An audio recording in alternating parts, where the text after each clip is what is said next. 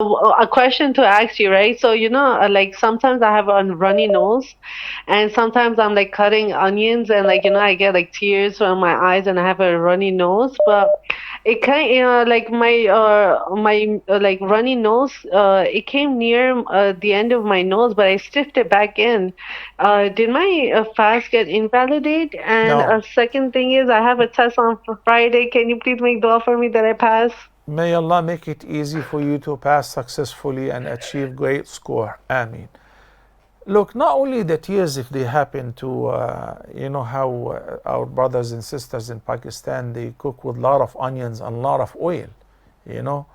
So, yeah, it brings a lot of tears. As long as you sniffed it by accident, it doesn't invalidate your fasting. Even if the person happened to eat and drink out of forgetfulness or by accident, that does not invalidate one's fasting.